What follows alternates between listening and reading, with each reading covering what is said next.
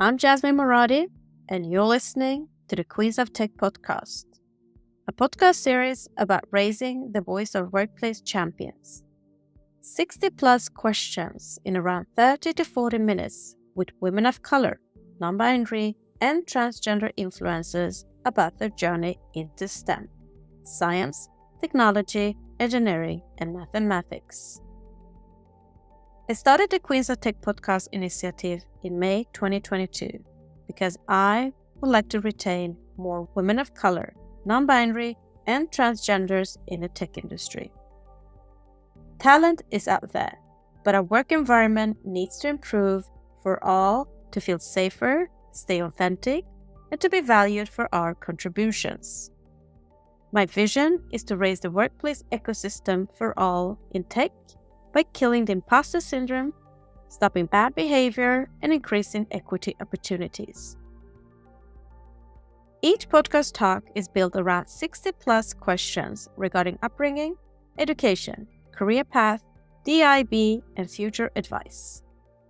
My mission is to bridge the gap between schools and workplaces by getting into the heart of my guest's personal life and career journey to inspire other girls, women of color, non-binary, and transgenders to unleash their full potential to reach top leadership roles in the tech industry. My goal is to raise the voices of tech champions around the world and together with companies, investors, and politicians, raise the challenges and opportunities around equity, inclusive, diversity, and belonging in our workplaces. Enough is enough. I would like to enforce companies to build a sustainable, inclusive culture to retain diverse talent so we keep the workforce power equity to continue building future diverse and inclusive products. Representation matters. Your voice matters. This episode, I'm very excited to welcome my guest, Tech Queen Kate Pljaskovova, founder and CEO of Fair HQ. Hello. Hi, Kate. How are you? I'm all right. Very energized by Friday afternoon for some reason. Very exciting week. How about yourself? I am great, thank you. As you said, it's Friday, and I'm very happy to have you joining us on this Friday. So let's get started. Let us dig deep into your journey into STEM. Hope you're ready for the Queens of Tech 60 plus questions. Yes, I am. Let's warm up with a few fun facts about you. How would you describe your personality in 3 hashtags? Fast-paced, positive, competitive. How would you describe your life in 3 sentences or also 3 hashtags? It's very interesting. It's never boring. And it's also filled with wonderful people around me that I love. What kind of music stimulates and motivates you the most? Wow. It's different every day, but it's usually very beaty. If there's lots of beats, I dive into that. Not a lot of words. What's your personal motto? I don't have one. What is your favorite book? Actually, that was a really tough one. I love reading. I think it's the one that I'm reading at the moment. It's Someone to Run With. What is your favorite podcast? It's this one, Inspiring Women. It's amazing to hear the stories. It will be a lot of the techie podcasts, but I think they're pretty boring compared to listening to wonderful people that you've interviewed. Thank you very much. Mac or PC? Always Mac. Oh God, I can't believe you even asking that question. There's something interesting about you that most people don't know. My second mother tongue is Russian, which wasn't really popular when I was growing up in post-Soviet Czechoslovakia and Czech Republic. What is your hidden talent? I'm a pretty good cook. If you were going to write a book about your life, what would the title be? Crazy girl from Czech Republic. Great start, Kate. Now, let us dig deeper. Our childhood has an effect on our adulthood. Our early experiences shape our belief about ourselves, others, and the world. Now, I want to discover your childhood. Where did you grow up?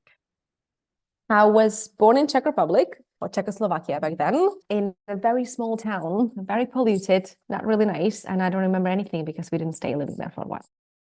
What was your dream job as a child? I wanted to be fashion designer or diplomat. What was your favorite subject in school? It was actually geography and history. Can I say two? I really need to say two. I love those two. It's about discovering the world of the past and the future. What was your least favorite subject? It was Czech, basically. Very boring. What is your earliest memory of technology and the arrival of the internet?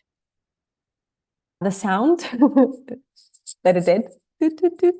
And my stepdad constantly redoing his machine. It was like constantly like all the small screws everywhere. That was awesome. And which were the first 3 technology gadgets you owned? Tamagotchi. You definitely know your generation, which generation I am now. I had the Philips phone, which was amazing. And it could tell you like your biometrics and like how you're going to predict your day based on your responses. And I was really popular at school because of that. And then it was actually my first Mac, the white one. And who was your female role model growing up and why? It was Madeleine Albright. And she was originally from Czechoslovakia, and she became one of the most powerful women in international politics. I was very inspired. Great quotes. She said, actually, there's a special place in hell for women that don't help each other. Wow. How do you think where you grew up and the school you went to and the generation you come from influence your education and career choice? I grew up as a first generation, basically post-Soviet Czechoslovakia, Czech Republic. So we were the first generation to be free to choose to study what we want to, start looking up to America. I think that was back then the big dream. Sorry, probably not for some people anymore.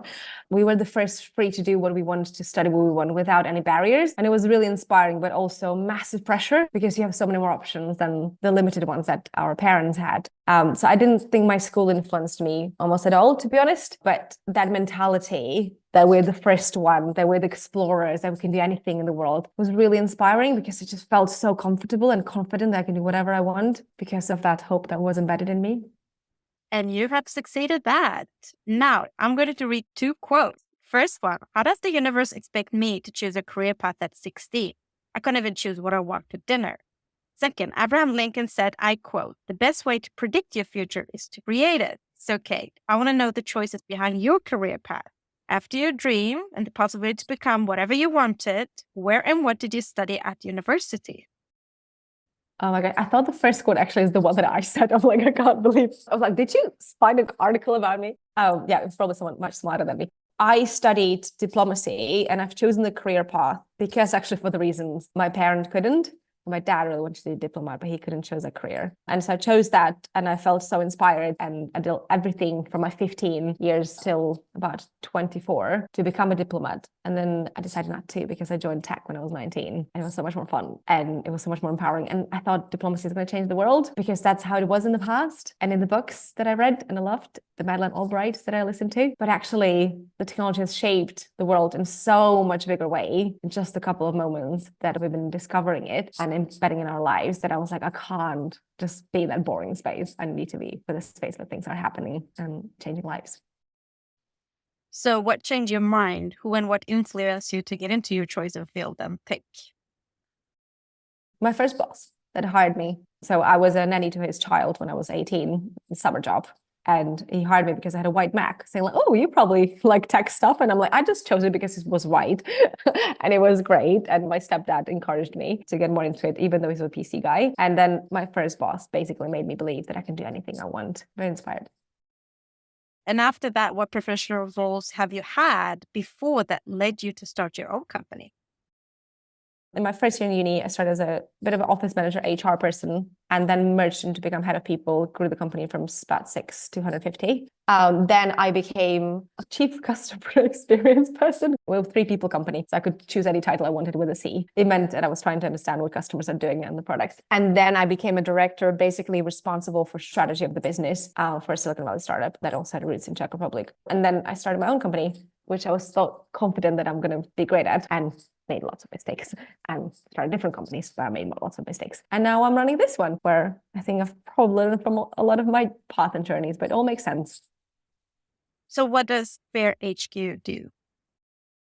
So we're B2B software that helps other organizations understand that they're a fair and equitable employer. So we collect lots of data about them and then present them in the way that they can make better decisions about their way how they hire, they promote, also the way how they expand their products and the way how they're impacting this world. And then we also provide them the advice about understanding how the different behaviors and habits become the decisions that we make in the hiring process, who we choose to hire or promote, who we choose to put on a project. And we provide them with a structured guidance and advice as behavioral scientists would to ensure that they are able to reach their goals and basically have their own mini head of D&I in any form and affordable for small and medium-sized businesses where 99% of the people work and operate, rather than the Fortune 500 that can probably afford to hire almost anyone in the world with that expertise. But we believe that every business should have access to that knowledge and the science and be able to be a fair and great employer to anyone. Wow, creating change here, the change we all are asking for, and the reason I'm doing this podcast. Trying to, no pressure. So, what is your title and what is your main responsibilities? I'm the founder and CEO. I keep saying co-founder, but then I'm like, who else is my co-founder? Probably my second persona. And my responsibility predominantly is actually sales still. So I'm speaking to lots of the customers, potential customers, and strategic path, hiring, as well as making sure that everyone on the team feels that they can be at their best. And what was the reason behind starting exactly this company and in this field? Wow. Is that the therapy part of the session? The unfiltered version is that I had a co-founder in one of my businesses who we had quite a toxic co-founder relationship. And there was a lot of unfairness and equity in that. And it was mostly driven by us being from different generations and us understanding the world differently. And I wanted to make sure that experience doesn't translate. So I've been basically searching through how am I going to create a systemic change in which me and him would be able to, for example, cooperate and create great businesses together and create a culture together. And that's how it all came together. What does a typical workday or work week look like for you? Well, there's no typical, would be probably the typical answer. I love the quote, choose a job you love and you will never have to work a day in your life. So, Kate, what do you love about your role? The impact that we're making on people's lives. Love the team. I couldn't do that without them. I would have hated my job if I didn't love the people I'm working with and I deeply respect them. There are bits I'm doing that I sometimes enjoy, sometimes less, but because of those two big things, it all makes sense. And what would you say is the best experience you've had in your role so far? Any examples? Yeah, actually seeing how we change companies' cultures in numbers and seeing that correlated with some of the performance of those businesses. So basically proving the things that we know from the research in our own data was like, oh my God, what we're doing makes sense. So yeah, I love that. And with success comes challenges. So, what is the biggest challenge you've encountered so far, and how did you tackle it? I mean, it's not the best time for startups, is it? We had our challenges with understanding how do you build a company in an environment where you would need a lot of funding to make original progress that you've hoped to make in that time frame. So we've overcome that barrier, but it was really hard. Because a lot of the people we used to work with were the high growth tech companies. They were doing so well in the 2021 and they really cared, but they all start struggling. So that time when you're like working with the people and then like so care about the culture in their business, so care about making the place that they work incredible, even the founders, and then them saying like letting go of people that they love working with. It was really hard, but it was nice to be there to support some of them. I'm glad we're trying to see the light at the end of the tunnel for many companies. Definitely learned a ton in the last 2 years. And what do you wish everybody understood about your role?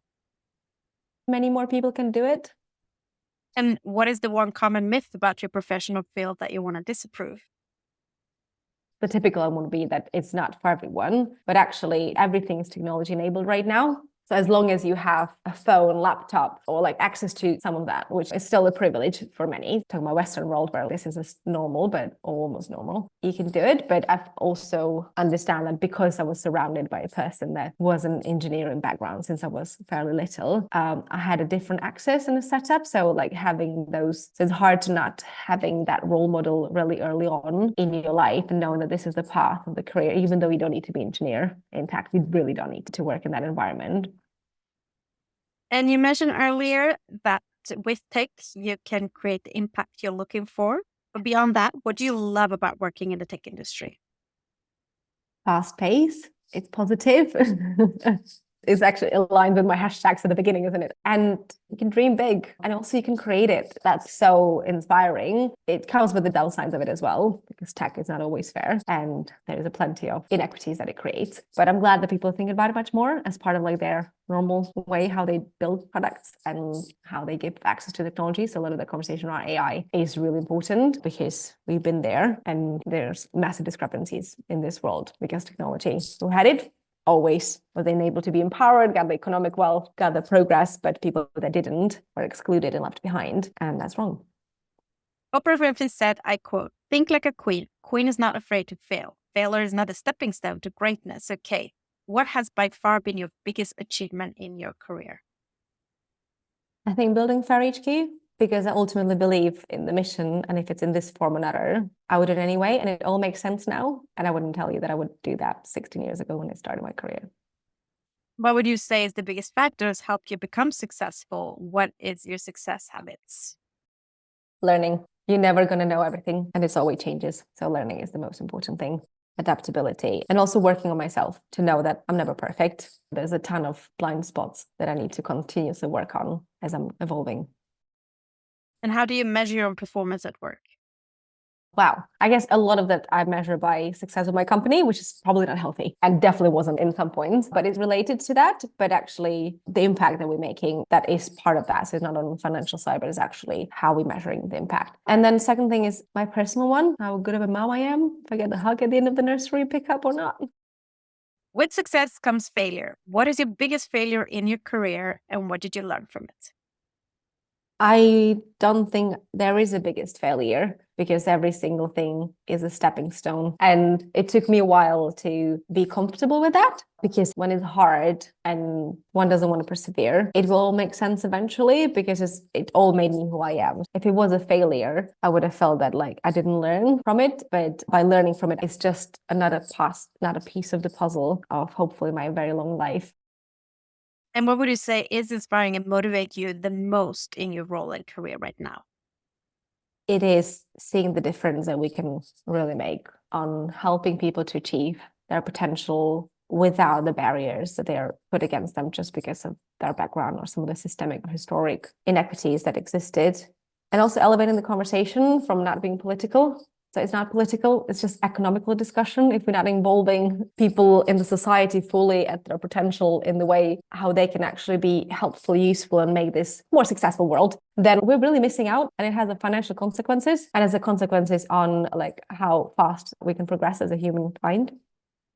Let us now jump into the influence of mentors, role models, champions, and sponsors. Role models can consciously or subconsciously be a powerful force in our lives. In addition, champions can stand up and advocate for us and open up the world of possibilities. Sponsors match emerging talent with leaders and influential employees who can help us move ahead in our careers.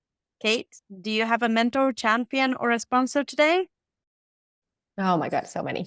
I've been very blessed. I literally spend half a day today with one of our investors looking at our go-to-market strategy, and they're incredibly inspiring. And they've been somewhere in between coach and mentor, and with plenty of investors. And I'm so fortunate that I can call on most of them and have similar sessions. My husband is incredible cheerleader to me every single time when I need it. And so are several of my friends that are either founders or not, but they just constantly believe in me when I sometimes don't. You need that. Yeah. And I'm actually looking right now for a coach to like also have accountability and kind of someone that challenges you a bit, which would be quite, I think, helpful on that path.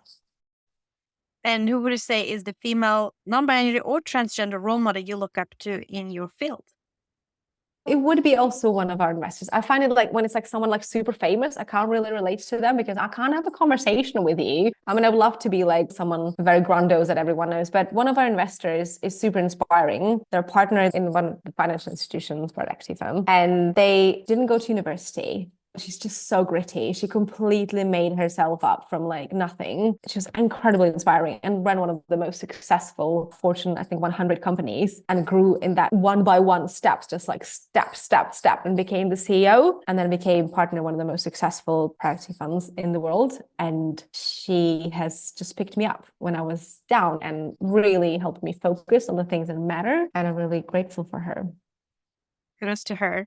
History shows that it has been more common for men having mentors, champions, and sponsors in business than women. So, Kate, how important do you think is to have a mentor, champion, and sponsor during one's career?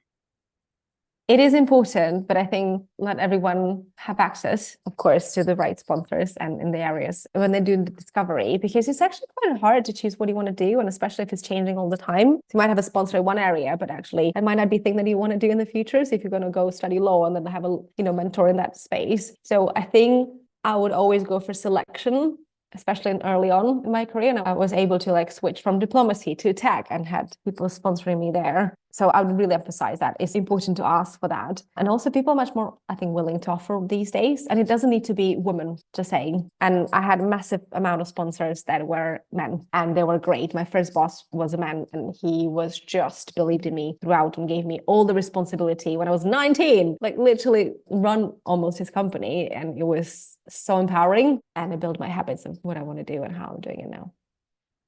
I agree with you. It does not have a gender, just an attitude and a love. Let's move on to leadership. Adena Friedman, president and CEO of NASDAQ, said, I quote, empowering those around you to be heard and valued makes a difference between a leader who simply instructs and one who inspires. And Shirley Sandberg, ex-COO of Facebook, said, I quote, leadership is about making others better as a result of your presence and making sure the impact lasts in your absence. Kate, what does leadership mean to you?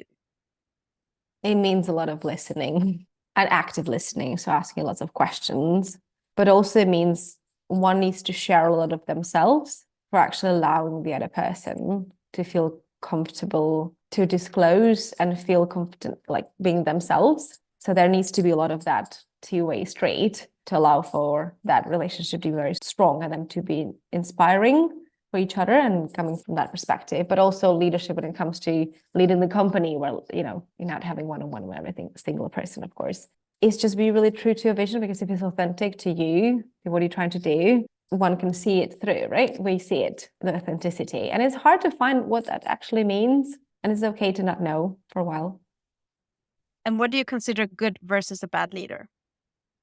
Having lots of assumptions. And I'm definitely sometimes that way for sure.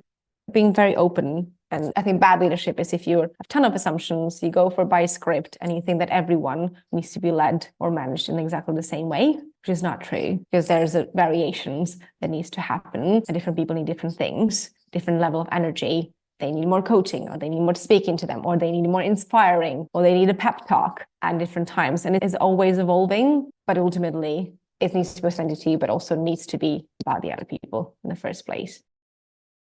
And who would you say is your favorite female, non-binary, or transgender tech leader, and why?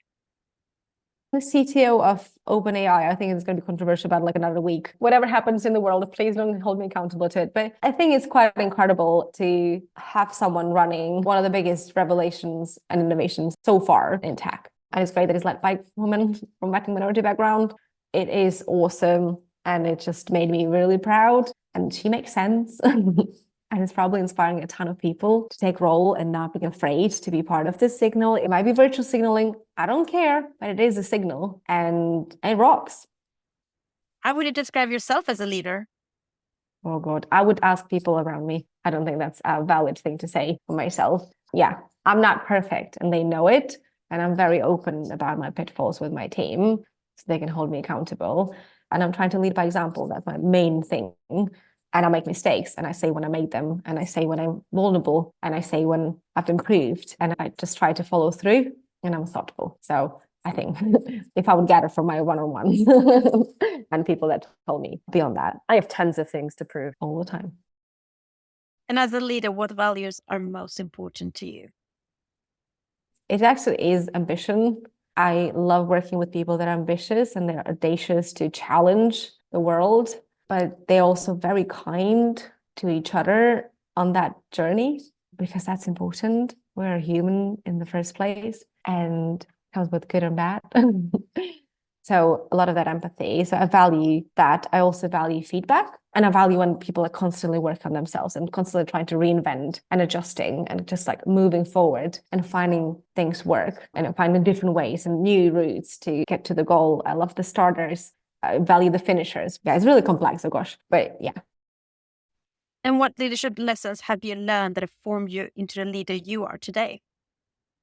I've had definitely some leaders in the past that I've got inspired by, and the ones that I didn't, and I've seen the impact. But one of the biggest one is basically, leadership is ultimately about inspiring, about driving people around you, about infectious energy. But it's also not one way, and you're not the only leader.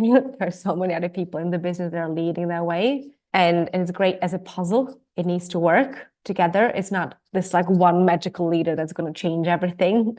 Is actually a big collaboration and a social structure, which company is, and knowing your pitfalls, knowing where you're not good at, and filling those gaps, and like being conscious of it and being self-aware is a huge part of it. So I've learned those lessons. I'm not still saying that I'm incredible in them, but just I did learn them. So I'm trying to be better. So what would you say are your 3 strengths and 3 weaknesses? I'm pretty reflective and trying to listen. I really care about individuals beyond what they do at work. So even if it's not being at that particular company, which might be our company, I would want them to succeed, and I would challenge them if we're the right place, if they don't see that, and I would help them beyond. See it as we're just one stepping stone in those people's careers and lives. And the longest we can keep them very incredible and create those opportunities for them, great. If not, I'll go beyond to help them find themselves elsewhere. And I really care about them as individuals. I'm still working on my self-awareness, knowing myself. So as a leader, I think that's still something completely new to me. I'm learning how to use different frameworks of a leadership, kind of figure out what is it that I want, what is it that I can achieve, what kind of frameworks exist over there. So I'm on that learning path. And I think I need to take a bit more time when I'm like rushed in some situation. I need to be like, it's okay, I got that. I need to process it, and then let's make a decision rather than react really quickly to, because I want to solve it. And that's my natural drive. But I think I need to step back a bit. Let us now jump into the hottest topic in business today and the core of your business: workplace culture, unlocking the power of diversity, equity, inclusion, and belonging. Oh, wow. What does DEI mean to you personally? What it means to me personally is that basically everyone in the society can contribute, and to their abilities can achieve the outcomes that they want without being stopped because of their background or systemic perception, or because of even their own perceptions, what they can do, where they can be, what they can achieve is both paired up together. So for me, it means constant reinventing the way how we as a society work to ensure that no one is left behind. What do you consider being 3 to 5 signs of good company culture if you were to join a company? Retention, how people are staying, that's like a bit of a signal. Then definitely representation, or at least strive towards a representation. And then it's the small things, like if people greet each other in the elevator, or the way how they speak to each other on Zoom, the small bits of the positivity, the drive to do things better together, to be part of something greater than themselves, and to call each other out when things are not the right way. And it's fine to feel comfortable and confident to do that in different situations. And of course, some of it is like quite more visible, or maybe you don't have data on retention of that business, but you might have some indication. Some of it is, of course, more complex and you need to be part of it. But this is the small things that create the culture as the way how we behave with each other. It's a big part of that, and how respectful they are and excited and, picking themselves up. As a woman, what has been the most significant political or cultural barrier in your career, and how have you overcome these challenges? I think for a long time in my career, I thought being a woman was a massive advantage, being special women in tech, because not a lot of them. I was like small percentage of the company. There was like a couple of women, or the first one that I've ever hired, and then slowly hired more in my first job ever. And I think for a long time, I felt that was my massive advantage because I was visible. I was like, oh, everyone knows I'm here because I'm a bit different. And that's great. And it was great for a long time until I discovered that there's a much bigger systemic challenge that people face just because of their background, their gender, their ethnicity. And then when I moved to the UK, everyone had a different perception of me because of my last name. And my line, are you Polish? Are you that thing? So like the small things that create a perception of the one person. And I was like, no, I'm Czech. And they're like, oh, what is Czech? I don't have a system in me about that kind of person. So I don't think personally I've faced more personal barriers rather than systemic ones. But I know a lot of people in my background, in my surrounding, that faced systemic racism, they faced discrimination, they faced abuse at work, bullying, and just because of the environment that allowed it and the systemic, and that wasn't their fault in any way, and it just made me angry and upset. Why do you think it is important for more women, women of color, non-binary, and transgenders to join the tech industry today? Because it's creating the new world. So if you're not part of it, you're being left behind in the world that is all tech enabled, and it's where it's happening. So I think if you want to be part of that, to make sure that your voice is represented and that your ideas, that I'm pretty sure incredible, will be represented and will make this world better. DEIB is your core subject. So how do you speak with your colleagues, peers, and community and clients about DEIB challenges, for example, salary gaps and promotions for women? It's a big question that we always being asked. To each one of the stakeholders you mentioned in a very different way. So to the people we're trying to hire, we're trying to not only say that we are the place is trying to hire equal, but actually showing the whole process or showing the job description. It's the whole touch points that they're going through. It's not only speaking about that, but it's actually doing it is the big gap we needed to cross from. It's great to speak about it, but actually there's no actions. And when it comes to speaking, so we work with much more traditional industry with private equity a lot of the time right now, or venture capital, but private equity is much more traditional. Traditional is actually even a wrong word to say it, but there are some people say backwards, but I don't think this is allowed. They're just slightly operating in a different way, in different mode, and they're really not representative when it comes to the society where we live in, especially in London. And what I say is it's actually not ultimately about your politics. And if you believe and you subscribe to, a lot of the time, D&I can be quite politicized, but it's actually about fairness. And most of the people want to be fair. Of course, some people will consciously, not unconsciously, but consciously will discriminate for some of their own reasons and probably own traumas. But actually, most people want to be consciously fair. And if you want to be fair, then you want to be equitable. And then you're going to start doing the small changes that will actually make the systems work better rather than try to change your mind about them. Because it's not about changing your mind. It's about actually doing the small things. And over time, the outcomes will be more fair and equitable. And we all believe in fair and behavioral change. That's how it happens, rather than trying to convince someone that they need to subscribe to the Vogue ideas. It's actually leveling it up and making it very scientific and non-political. It's the way how we do it. And there are many public and internal discussions about the barriers women of color, non-binary, and transgenders face on reaching higher position in the tech industry. How do you feel has affected and is affecting you? And what is your advice to best unblock these roadblocks? Childcare, I can tell you that. Depends on the country. Yeah, the biggest roadblock to that is to have an actionable share. Actually have affordable childcare is one of the biggest barriers. Education, of course, we're talking about Western world, right? Education is number one, of course, if we're talking about the world where women don't get a chance to reach the same educational levels. But in most of the cases, we have over-educated women in the West, in Europe and US and UK. But actually, what we don't have is enabling. And so women, because they're paid already less, they go and have a part-time job after they have children. And most people want to have still children. That is going to be a part of who we are. And having it so unaffordable forces people out of the economy and slows down their career progression. And the second part, of course, is about the roles of the society. They are quite stereotypical, and who takes care of what and does what to bring money, takes care of children. These things are big barriers, but they are also indicated in the workplace. They can be helped by, but the big ones are actually quite systemic. My hope would be solving those too. And today, tech companies, spend a lot of marketing money to attract women of color, non-binary, and transgenders. However, at the same time, they're finding it hard to retain them. Article shows that women are leaving the tech industry. So, Kate, what is your best advice or strategies for what companies can create to build a stronger corporate culture that engages the IB? Well, this is like a whole nother podcast. We're going to literally build the whole company around it. It really differs based on the company. So one thing that is misconception about DEI is that it's one fits all. If it was, everyone would have done it.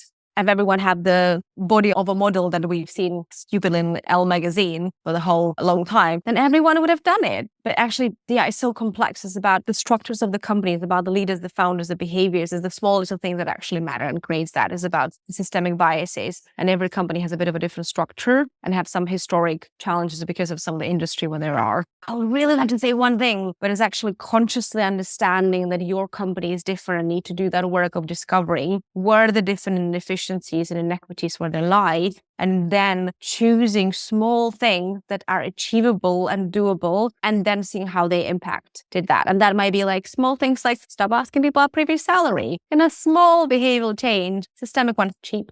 but actually can have a big systemic impact on gender pay gap, if we talk about it, or if decisions, if they want to stay at work, if they're paid equitably.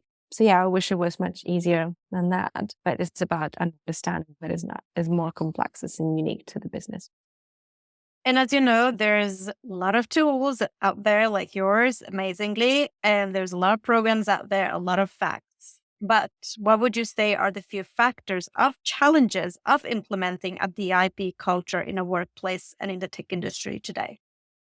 Know what to do is like the biggest barrier, and the budget and the time. Like removing the ambiguity is the big thing, and also understanding that you're different than the Fortune 500 company with a different budget. You can achieve different things, but it's actually not true. You can achieve systemic change in a quite cheap way. And why and how do you think companies would benefit from having not just women of color, non-binary and transgender leaders, but actually gender representation at C-suite level and boardrooms actual mandate? Well, we know from the data there will be much more successful companies, more profitable, and would have been scaling faster.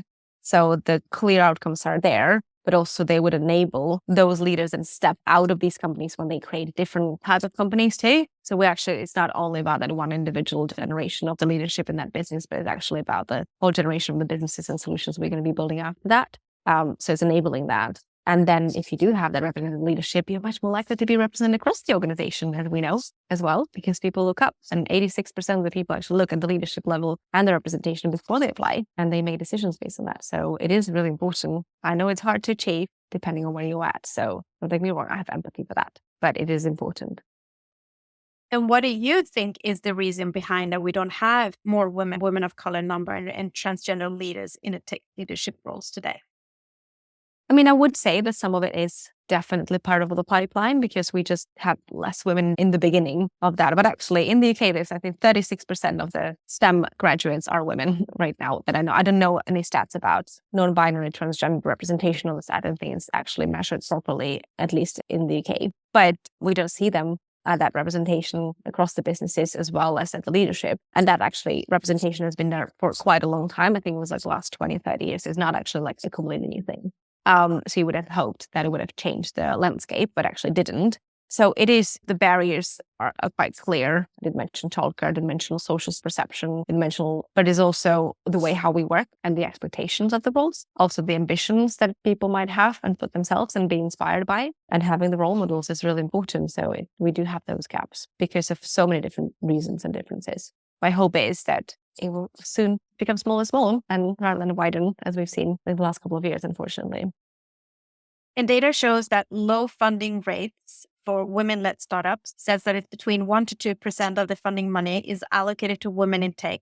Black and Latino women, less than 1%. What do you think is the reason behind it, and how can it be increased? I look at the representation of the investors. So having more women investing will be great. That needs more women money. We know that actually there are plenty of the wealth. I think it was going to be by 2030, women will own more wealth than men. I don't know stats for many other gender groups, but that's one of which is quite incredible. So like, how can we bridge the investment gap? So that's a really big part of that problem. Of course, there are many other reasons. And then there's a bias in the way how we're choosing the leaders. There's 35% indicate of people that are starting businesses are on this stage are women. Again, missing the data on the rest of the gender groups. And percent get funded. Like, what happens in between that, right? And how much do you think the tech industry has changed regarding the IB since you joined? Well, I've been my whole life in tech of 16 years of working. It definitely has matured in terms of understanding the importance of it's going to just ultimately make you a better company and it's going to attract great talent. You're going to have a much better time, but it's also harder to make it work. It's more challenging. So I think we've learned that it is moving in the right direction, but when the times are good, it tends to be a bigger priority. When the times are challenging commercially, then it tends to fall off. And the only thing that it keeps it there, unfortunately, still, in many cases, is regulation. And the regulation is coming and is going to be more, and we're not moving in that direction. So it is going to be unquestionably just a requirement of people running businesses, but it's sad that it needs to be the regulation that does it, but also being compassionate with people that are founding businesses and running them. I know it is hard and, to think about everything all the time, but ultimately it needs to be part of the foundational values of that business and the leaders in it to make it stick, even in the times when it's hard. and the new generation of the workers, I'm millennial, but the Gen Zs and the next generation are growing up in a very different environment. My son goes to the nursery that has like probably like 36 languages between the kids, like so many different nationalities. His perception, we know from, neuroscience, is going to be incredibly different in all of a structured society looks like than was mine when I grew up in a predominantly white, no class, because post-communist, but different society than my son. And he would want to have something completely different in his workplace, what's going to be acceptable. He's just 2. So it's just, it ultimately is unquestionably important. And looking back on your career, what one thing would you have changed in your working environment to break the bias? Ultimately, not even understanding what the bias is, because there will be data. Measuring is one thing, it's exposed to the bias, but then understanding you can't change people, you can change systems, and the systems will change people. That's just ultimately how it needs to go. And it will convincing the more skeptical ones if they see it in the data. So the data is crucial, and building the systems of inclusion is important. And looking forward, what will you do beyond the amazing work you're doing with Bear HQ as a leader to improve the bias for the next generation of women of color, non-binary, and transgenders in tech? Well, I have a bad news. You really can't remove all the biases, because the way how our brains work is we need our little small decisions to be made. We have about, I think, up to 11 billion inputs that our brain needs to process every second, depending where we are in which environment. And it's super busy these days, much more than for the generation before us.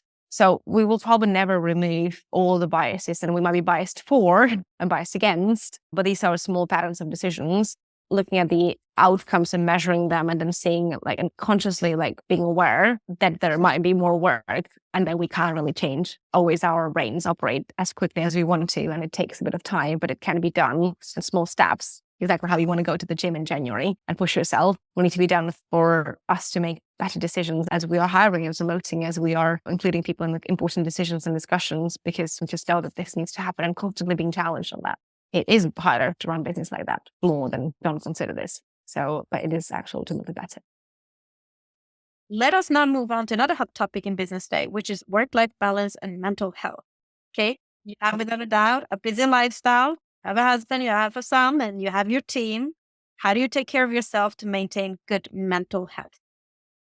I became better. So I'm definitely doing more work right now, taking one Friday off every month just for myself. That's good. That's a good start. I'm just starting to do that. So I'm going to tell you the outcome at the end of the year. I'm part of the little small therapy group of 7 founders that are pouring their hearts out every month. And I'm also in the process of getting my coach. And there's small things, going to the gym, trying to eat healthily. It's all part of that. Have you ever experienced burnout? Yes, unfortunately, a couple of times. That led to my first business, actually. So pushed me to this direction. What can I say? I'm grateful for that experience, but it was not pleasant. But I think it's okay to go through that experience if it's not that serious, because it's an experience that drives you forward. So how did you tackle it? Start a mental health company? How stupid, huh? Nope. I've learned, keep learning. Yeah, I think about the systems. I think about exactly the same way as we think about our own decisions. And the DEI is ultimately systemic. People are systems of behaviors and decisions that we're constantly making without even consciously knowing that we're making them. So I've learned a lot about how the brain works, and I love that. And I think it's beautiful. So what's your advice on how companies can create a more mentally healthy workplace in the new now? Being more open about it.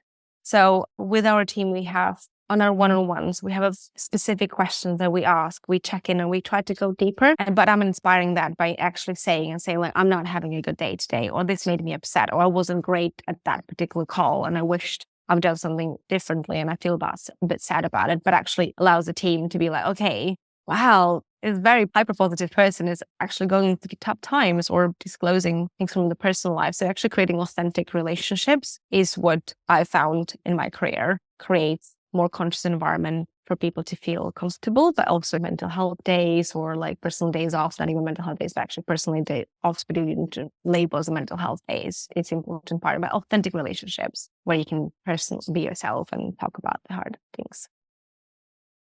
And what motivates you every day to get out of bed? I would say what we do in my company, what I love to do, but I still have hard days, and that's okay. And it's important to say that, because not every day is going to be, rainbows and unicorns, even though I will try to make them this way. And then my routine. And if I don't enjoy that one day, it's okay to have those hard days. Thank you, Kay, for being so authentic and real about that. Really. Now, let us wrap up with a few words of wisdom and a piece of advice for our listeners. What is the best piece of advice you have been given that has helped you during setbacks in your role and career? It never looks as bad as it is unless it's health. So everything else is solvable most of the time. That's giving myself permission that, it's okay. And it looks bad now, but it's usually learning. As long as you can control it, the health is much harder, of course. But that is like incredible, empowering. It was for me at least. And then what is the worst advice you've ever been given and how did you tackle that? Wow, worst advice. One of my bosses, very bad one, said like, "Oh, Kate, I think you're like a Honda and I would like to make you a Ferrari." And I'm like, what the heck?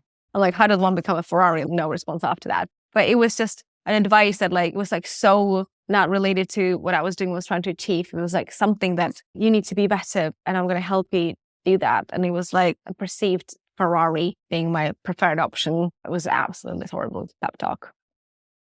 Is there something you wish you would have known, a skill you wish you had when starting out in the tech industry? No, because if I did know what I'm going to go through, I would never do it. Logically, the reason why I'm able to do that is because I didn't. And I would have learned that. And the same comes with parenting and all the other big hard stuff that we do in our lives. I'm actually really happy for my oblivious naivety. If you had the ability to go back in time to when you were just at the beginning of your career, what advice would you give to your younger self? It will all make sense one day. And what advice would you give to young girls, women of color, non-binary, and transgenders who want and trying to break into STEM fields today, especially wanting to become next generation leaders? I mean, hard to say. You can do it. Oh my God, how stupid and vague it is. But actually, you're probably smarter than most of the people in the room. I love that quote that someone just told me yesterday. They wish that there was one day they will be surrounded by as many as the incompetent people from the traditional image than the incompetent people from people that have been represented for a long time. And as I said, like you're probably already much smarter, much more diligent, excited and ambitious than most of the people that are already in there.